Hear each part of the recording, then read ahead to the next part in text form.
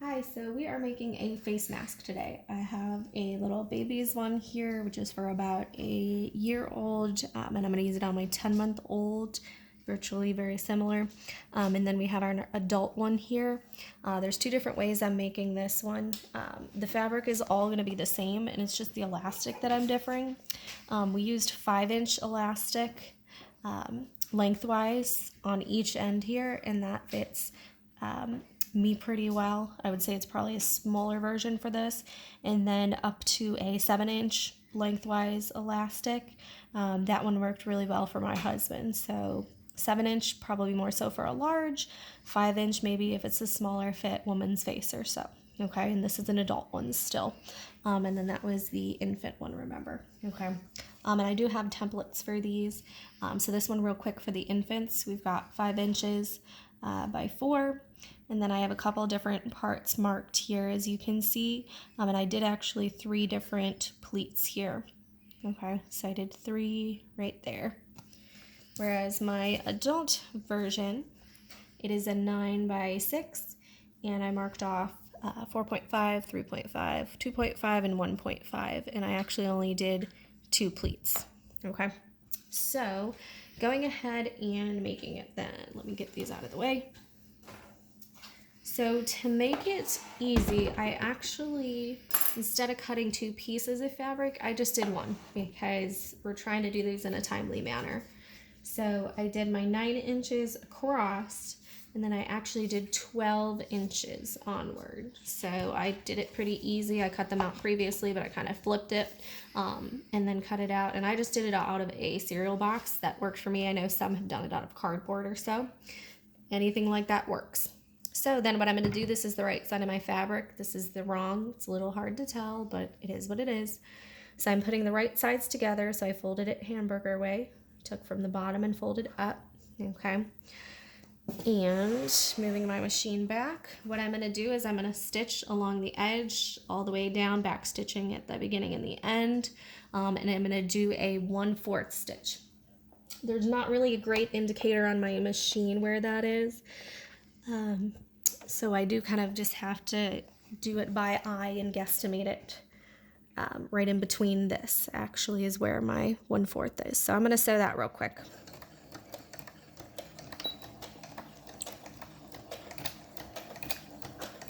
Okay.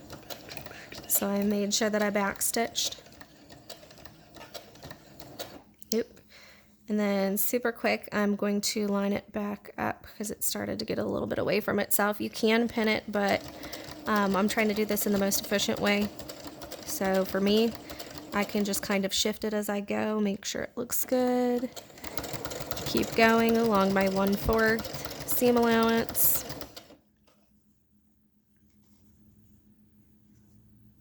Matching it back up.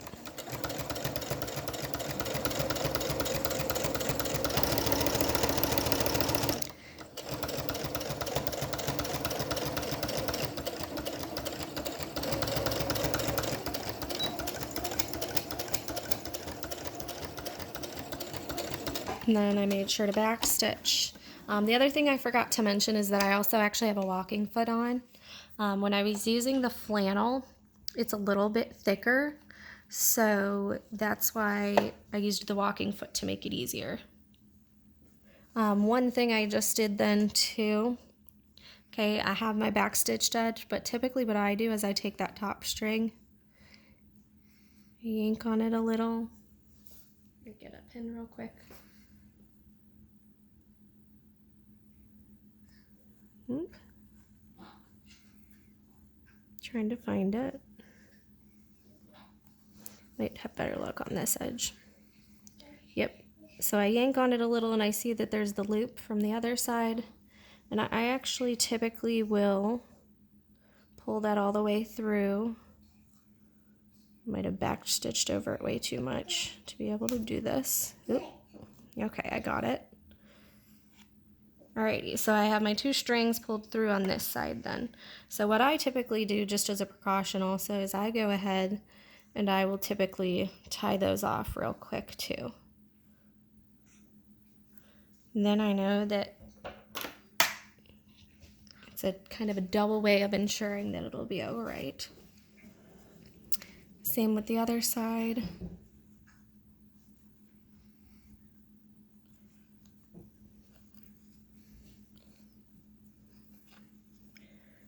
Okay. Trimming my threads real quick. Okay.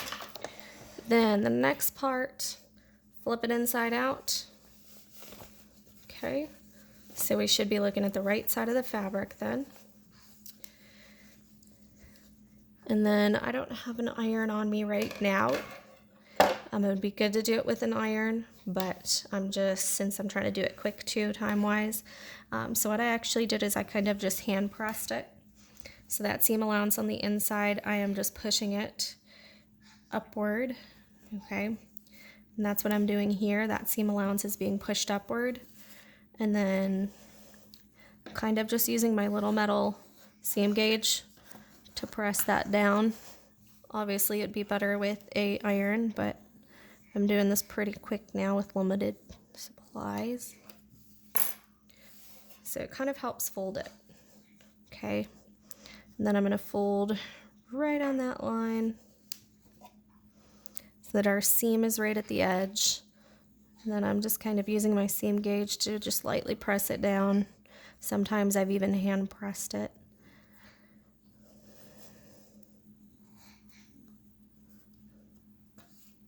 Just gives it an easy edge to work with, pretty much.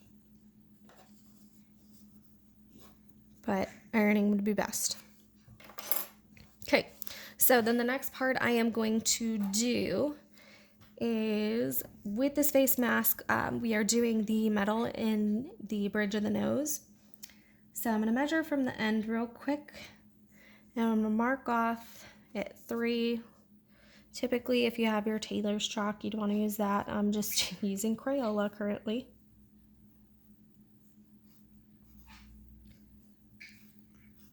Okay, so I marked off at 3 inches and then 6 inches from that top seam that I had made, okay? And then what I'm gonna do super quick, I actually have an old piece of gutter from my husband, and he gave me tin snips, they are called. This is definitely something that's pretty thin, and it's weatherproof. If you think about it, it's a gutter outside, so it has to be substantial. So this is something that'll work well then, so that'll stand up. It's moldable, so it really molds well to the nose, and then it can be washed then with the face mask, because that's the key with this, that it's washable. So I already have it. There we go. Let me do the measurements real quick. So I already have a nice line that I had started cutting. Let me see what I did it at. I did mine at about 2 3/4 lengthwise, so about 2 3/4 long. Okay, and then typically I aim for, let me just move that out of the way. Typically I aim for about 1/4 widthwise for this, which that's what we're at. Oops, sorry, my lighting's a little funky. There we go. So that's what it's at. It's about 1/4 widthwise, okay? And then I'm just gonna kind of bend it flatter a little bit, okay? Alrighty.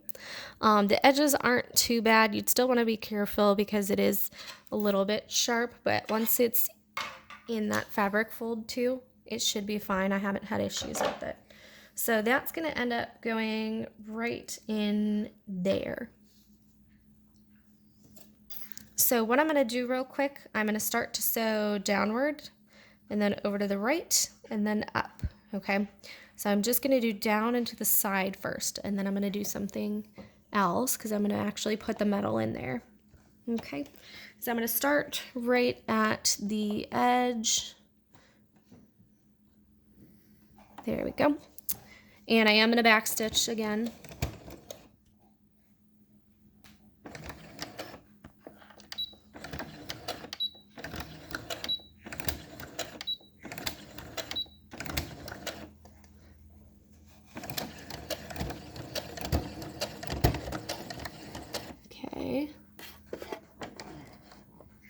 And then I'm gonna put the needle in.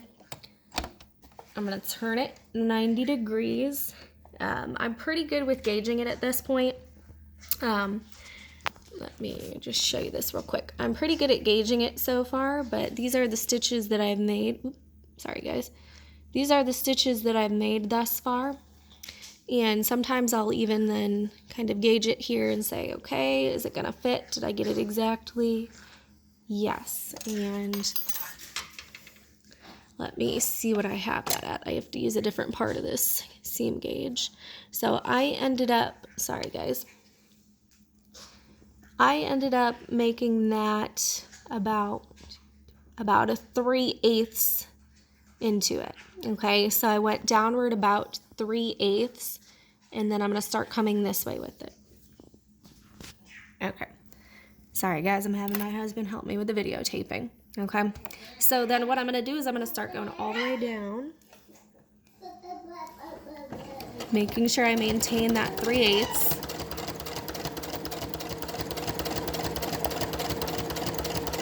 And I'm going to sew all the way till I get to my other chalk line, which was at 6 inches. Okay, I'm going to crank the needle in. Okay, so then what I'm going to do, I've got the needle down, put the foot up again, twist it. So just to kind of show you what it looks like so far, we went down, across, and we have a 3/8 here. Okay, and what I'm going to do then is take that metal piece, boop, okay, and then I'm going to come in here, okay? So you'll see I have my seam allowance here. I'm going to put this on top of that seam allowance and glide it through, okay? It's going to be hard to see, but it's on top of that seam allowance. And then looking at it from the top, it's shimmying itself in this little casing that I made, okay? So I'm shimming it in there. Sometimes I have to do this.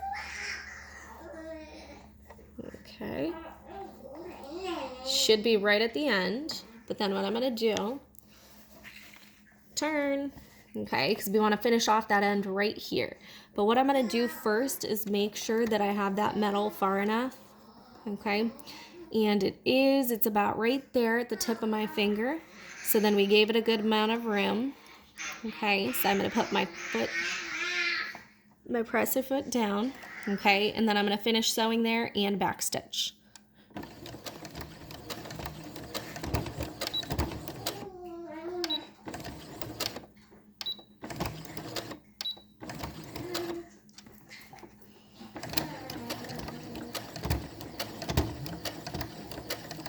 Okay, alrighty, chop that off. Alrighty, so that is how you got that metal piece in there, and that's going to be perfect so that it can actually then form very nicely to the nose. Okay, so nothing too bad.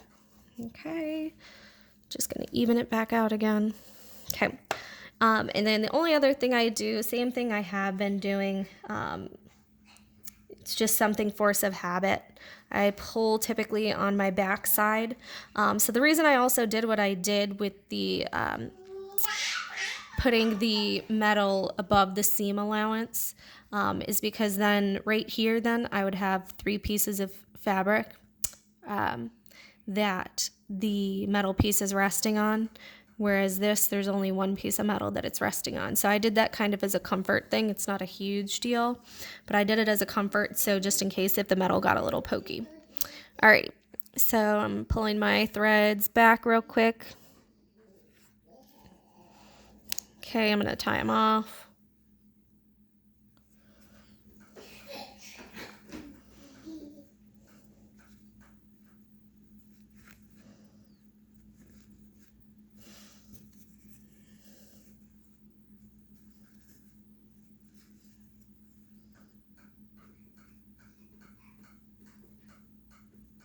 Oop. There we go. Okay, just something as a precautionary again. I did back stitch, but force of habit, I like doing that too, just tying the ends off to make it neater. Okay, alrighty, so that's what we got so far. So then what I did with my template, where everything came into play now. Okay, So looking at it, okay, because of my seam allowance now, this is why I've got this little guy here about 1/8 away from the edge, and this little guy here 1/8 away from the edge. Don't mind these two. I had done a different version at one point. So that kind of shows then this is where the edge of the fabric will be for each of them, okay? And then I'm going to put a chalk mark at 1.5, 2.5, 3.5, and 4.5. I did that. It makes it just a little bit easier with my template as I'm going. I also only did 2 pleats for my version. It worked out fine for me. So that's what I'm going with. Okay, same on this side. Okay. If you have Taylor's chalk or so, or a water-soluble pencil, that would work a little bit better, but for me, this is what I've got right now. Alrighty, so I marked it all off, okay? So what I'm gonna do then is I'm gonna take one side, okay, and I'm actually going to fold it inward, okay? When I did it, I had folded about 3/8 in, okay? So that would be about there. Okay. Yep. Waiting for it to focus. There we go. So I'm folding about that much downward. Okay, so I'm putting it in and down. Same on the other side. I have an easy way. I usually just kind of match it up. Some of you may be more particular and really take more time with that part, but that's kind of my easy way to do it quick. Okay. And then I'm kind of just hand pressing it a little bit to hold that there. You could always pin it and hold it, but like I said, time-wise, I'm trying to make it quick with these. So then what I'm going to do, I have my 4 different chalk marks, okay? So I'm going to start on this end, okay? So I'll have this be number 4, and this is number 1. So I'm going to take 4 and match it to 3. I'm going to take 2 and match it to 1. So 4 and 3. So I'm going to match them together, okay? Match them together right there, okay? And then I made my little pleat.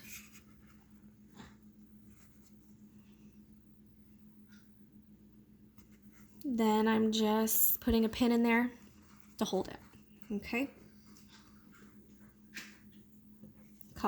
My other one then. So I'm taking 3 and, I said 1 and 2, sorry. So I'm gonna take 2 and match it to 1.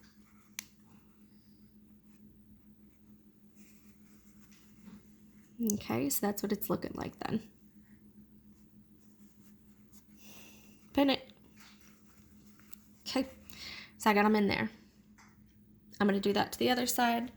Flip it around super quick. So remember, I tucked it in about 3/8. Okay, I'm pretty decent with gauging it with my eye at this point, but if you need to, grab your seam gauge or a ruler if you don't have a seam gauge, and do it like that accordingly. Oop. Then I usually kind of match it up, make sure it's good.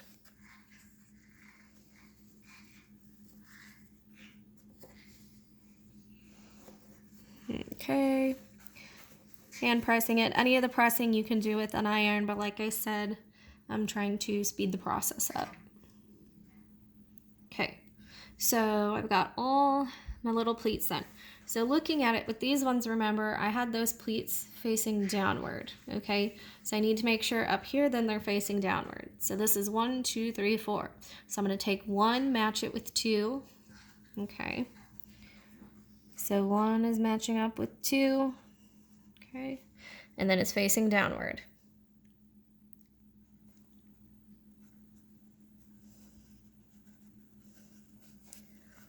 Okay, 3 and 4. So 3 is gonna match up to 4.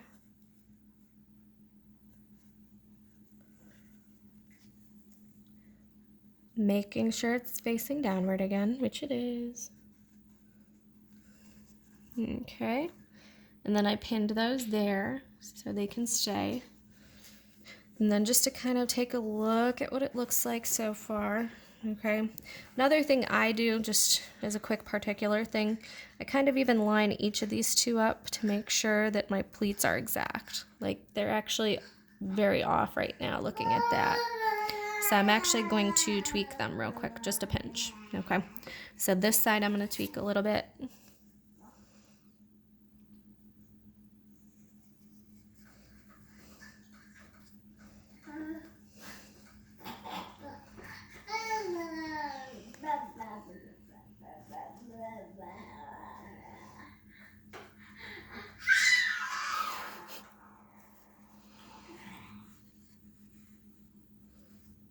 Okay, it's still a little bit off.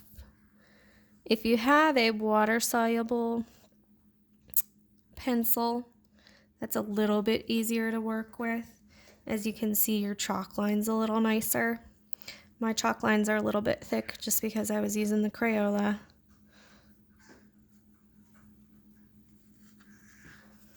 Okay.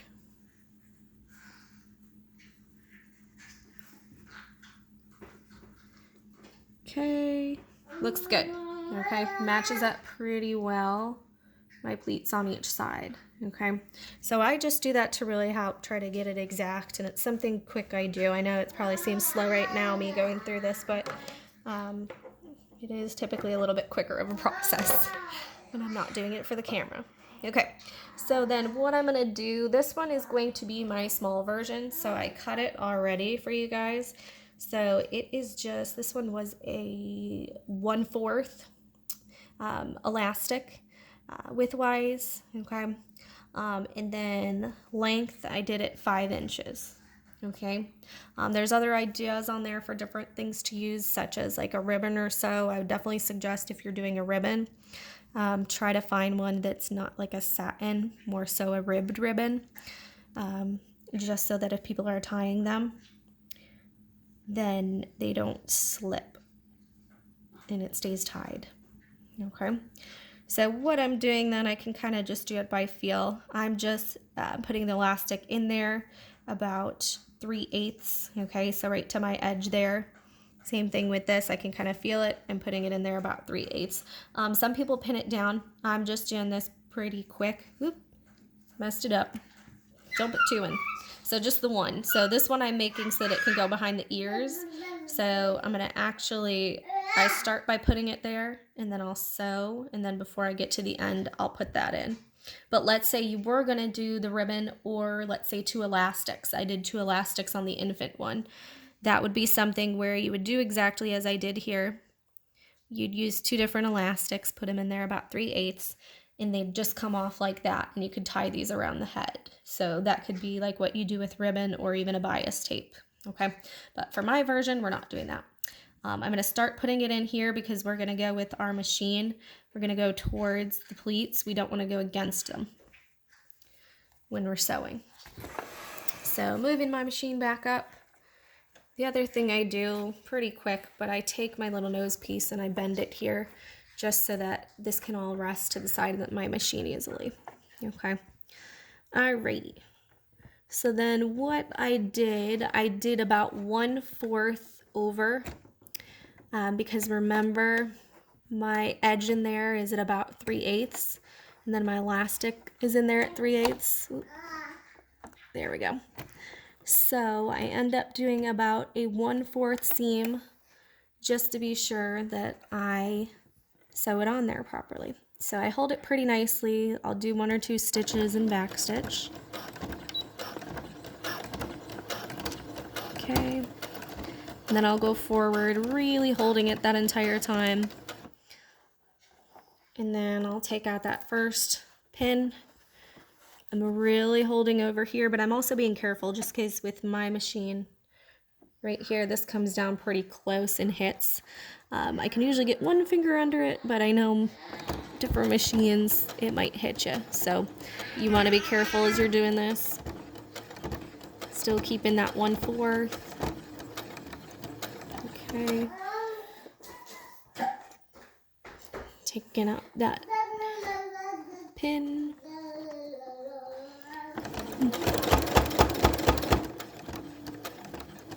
Went a little fast there. Okay.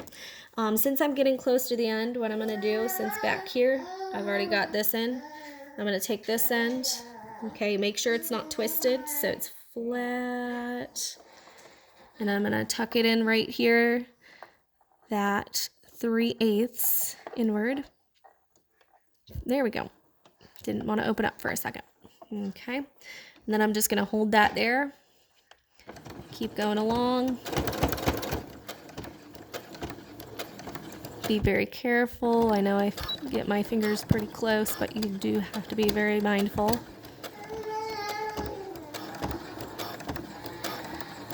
Okay, and then I backstitched.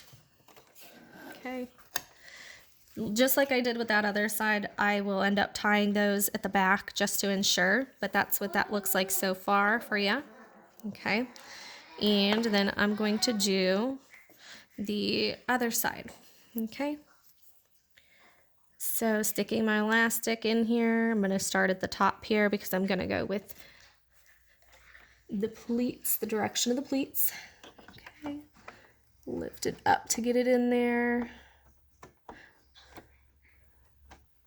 And that down.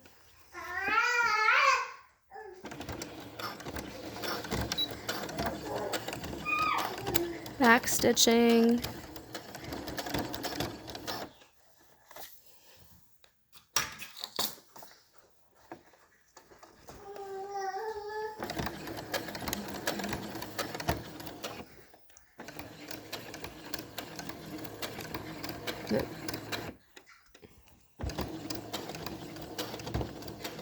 It was struggling to get over it actually a little bit, so I'm going to put the needle down super quick.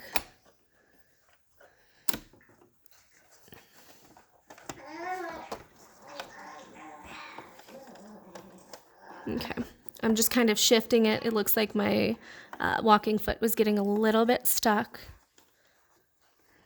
Okay, and then I'm gonna keep going. Yep, there we go.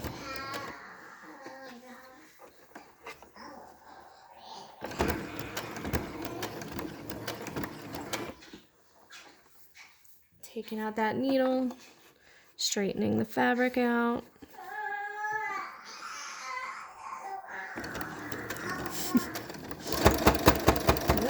It's a little fast there. Okay, same thing, making sure the elastic is nice and flat. Adding it in over here with our 3/8 and then finishing it off. Yep. It's moving and grooving a little. This side it does seem to be getting stuck a little more, so I'm having to put the needle in and shift it. I should have gauged a little bit further over for my seam with it. That was probably the problem, because it's not quite a 1/4 currently. It's a little bit off. There we go.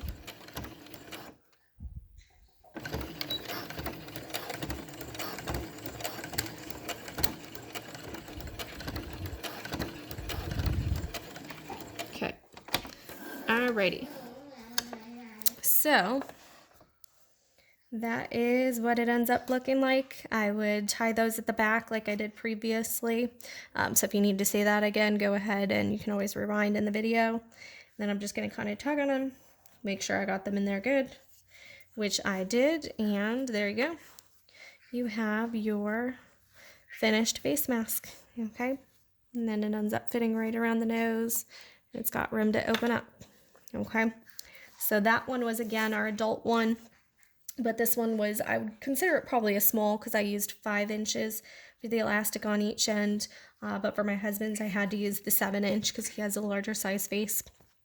And then that template, remember, this is what it looked like dimension-wise, where you mark for your pleats to make it a little bit easier. And then I will show our little itty-bitty infant one again real quick. So that was 5 by 4. And then our different points. So this one, remember, I did 3 pleats. So it's the same concept. I would take my 7/8 mark, match it up to my 1 2/8. Take my 1 7/8, matched up to the next one, so on and so forth. So the next one would then be matched up with the one on the left. Okay. So you can always rewind, take a look at that again if that part stumps you, but that is basically it, guys. Alrighty, thanks for watching.